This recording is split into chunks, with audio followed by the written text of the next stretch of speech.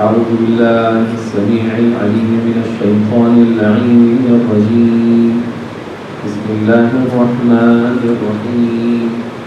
الحمد لله رب العالمين، غير مقنوط من رحمته ولا مئيس من نعمته ولا مستنكف عن عبادته، فطر الخلائق بقدرته ونشر الرياح برحمته. الصلاة والسلام والتحية والإكرام على أول مصدوره وخاتم أنبيائه، الذي سمي في السماء بأحمد وفي الأرضين بأبي القاسم المصطفى محمد.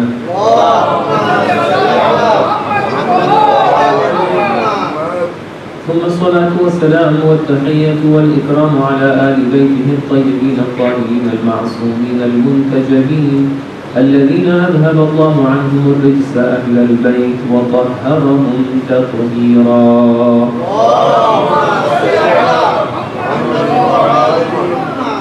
واللعنة الدائمة الأبدية الباقية على أعدائهم ومنكر فضائلهم أجمعين. أما بعد، فقد قال الله سبحانه وتعالى في كتابه المبين وهو أصدق القائلين وقوله الحق: بسم الله الرحمن الرحيم. يا أيها الذين آمنوا قوا أنفسكم وأهليكم نارا. Please recite salawat ala Muhammad wa ali Muhammad.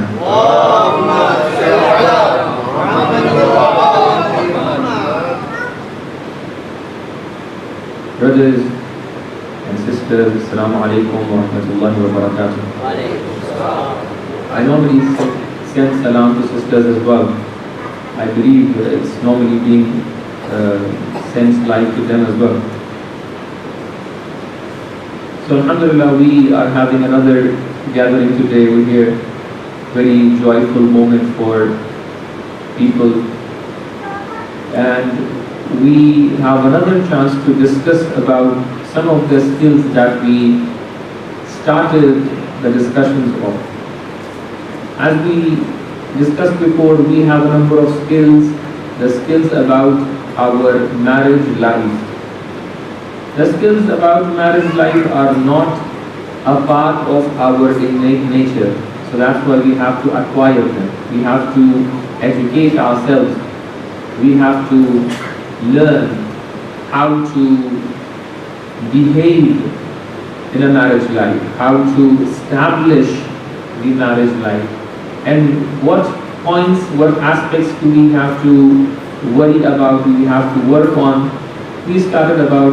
We presented 11 major aspects as the major aspects which we have to think about when we talk about marriage life. One of the major aspects that I presented in recent days was the spirituality in our marriage.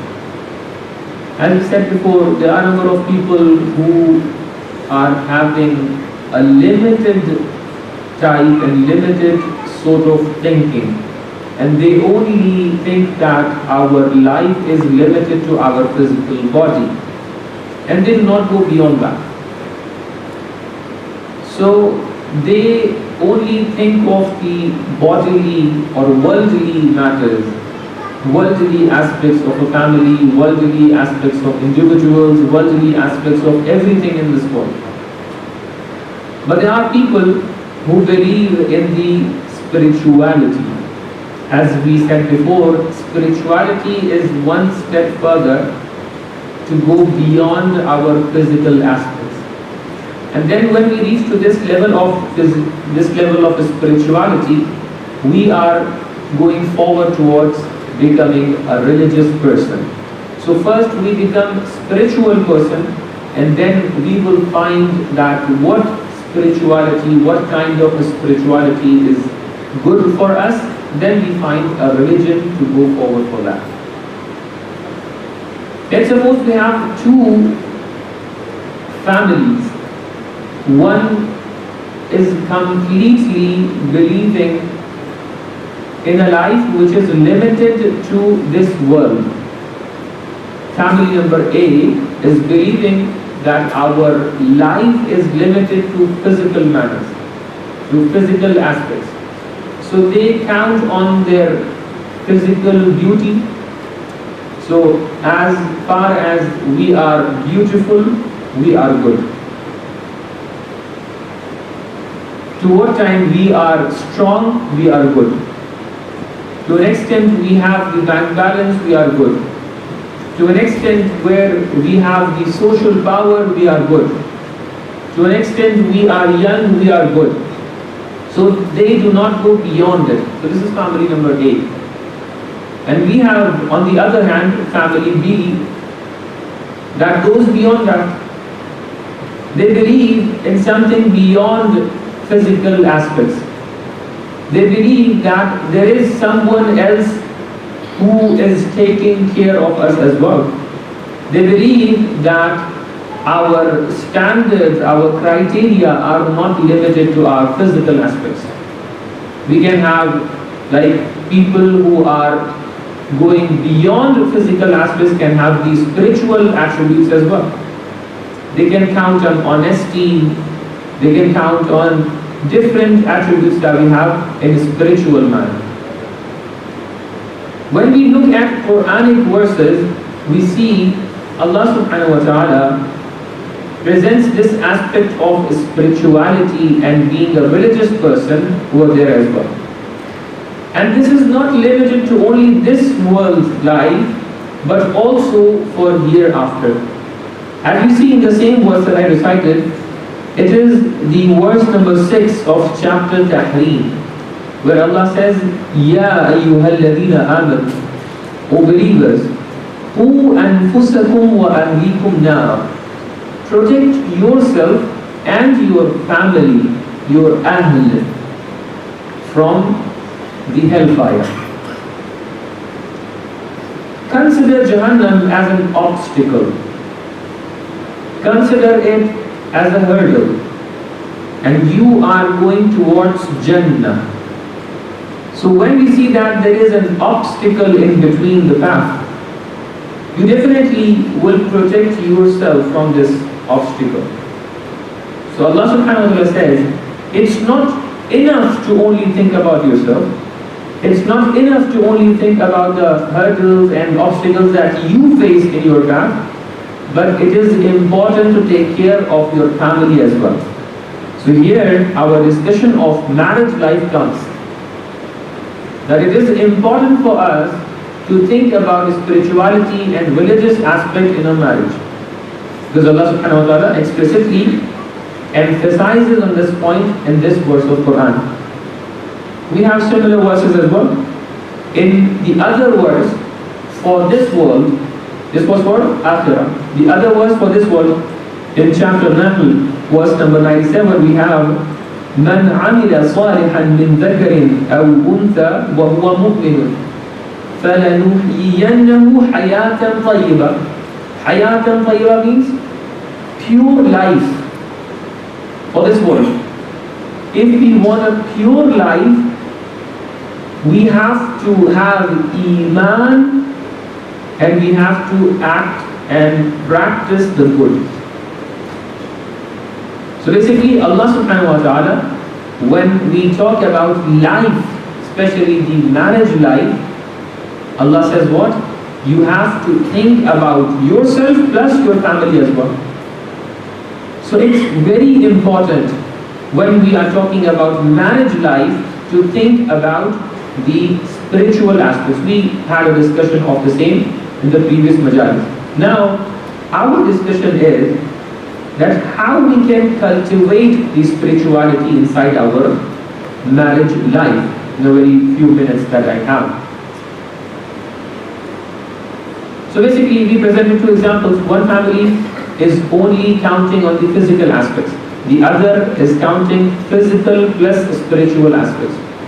Let's say they count that there is someone else who's our creator, and we can count on him as well. A family number A, which only counts on physical aspects, when they reach to a dead end, when they have any conflict, let's say when they lose their physical aspects, if they were counting on their appearance and they are losing their appearance, if they were counting on their physical power and they are losing physical power, if they were counting on their physical means like means of this world and they are losing these means, then what will happen for this family number A? Family number A would deem it, would count it like I'm losing my life. The very thing that I was counting on, we are losing that. So that's why we see in the West, when they are establishing a family, after a time they don't have interest in the same family. Why? Because they invested in the family because of the worldly needs. They counted on worldly needs. They counted on the physical power, physical beauty. They counted on the bank balance. When they lose it, they see there is nothing left in the family. There is nothing left in this relationship. So that's why they see it as dead end. That's why they get separated. But let's say you can see beyond what is the physical existence of a human being. When you are seeing beyond it, and when you have a relationship with your family, not because of their physical appearance, but also because of their existence as a human being, as a creation of Allah subhanahu wa ta'ala, as someone who can be, the family, the kids, the children that we have are attributed as a fitna in Quran. إِنَّمَا أَمْوَالُكُمْ fitna. Fitna in Urdu, normally when we refer to it, we say it's a fitna, fasad, etc. But fitna in Arabic means the examination and test. The family is a test for us. The children are test for us. Your spouse is test for you. Now when you look at from Quranic perspective, you found that these people who are member of your family, your children, your spouse, are a test and examination for you. Now when you are looking at this perspective, you definitely find that I am here, whether I'm having calamities, whether I'm having problems, even if you fight with family member, even then you can find that this is a test for me. So you are looking beyond physical aspects. So that's why you can easily find that even if they are not coherent with your sentiments, even if they are not agree with you, even if you are bothered by their actions, even then you can have patience because you see it as a test, as an examination. As we see, for example, Prophet Nuh, after seeing that his son and his wife is not with him, if the marriage was on the worldly means, this was the point and moment of separation. He could have said that your way is different and mine is different. But till the very last moment, he was trying to take his son to the right path. He was asking Allah subhanahu wa ta'ala for the same. Why is that? Because he is seeing that this is a test. I'm not loving my son because of son. I'm not loving my children because of them. I'm not loving my wife because of them. The wife does not love husband because of husband. The love can be because of Allah subhanahu wa ta'ala. And when the love is for a greater purpose, then the physical appearance of a person, it is not the first priority. It is not the final thing that you are looking at. You are looking beyond it. So now, the challenge is how we can reach to this point where we can cultivate this spirituality in our marriage life. The very first and very common aspect that we can find over here is that we have to remember Allah subhanahu wa ta'ala in every aspect of our marriage. You have to feel the presence of Allah subhanahu wa ta'ala in your family. Let's say if you have a fight with a family member, and let's suppose your father is sitting in the same room where you are having a fight with a family member, in comparison with a time where you are with your spouse only, what would be the difference between these two situations? Definitely when you are having your father inside the room, your behavior would be somehow more decent, isn't it? Let's say you have another member of the community in the same room. You have another family member, you have another relative in the same room where you are having fight. You will become more decent because of the respect, out of respect to that person. If only the way we respect a community member, if only the way we respect any other person from our family, from our relatives, we respect this much to Allah subhanahu wa ta'ala, we respect this much Allah subhanahu wa ta'ala, our relations and our behaviors would change completely. The moment you start and argue with a family member, just think that Allah subhanahu wa ta'ala is sitting in the same room. What will happen? Just suppose if Imam of the time was sitting in the same gathering that you are having a fight with people, what would happen? You would definitely do not do a thing which is not decent, which is not just. You know, many a times we know inside ourselves that we are making a mistake, we are wrong, but out of ego we do not accept it. But if you, in the very first step, the moment you started an argue, the moment you started a fight, the moment you started a conversation which can lead to a fight, the very first moment you remember that yes, Allah, alam ya'lam bi anna Allah yara, Allah is watching me. Just feel that maybe if Imam of the time was here, what would be my behavior? This moment you can easily change your behavior.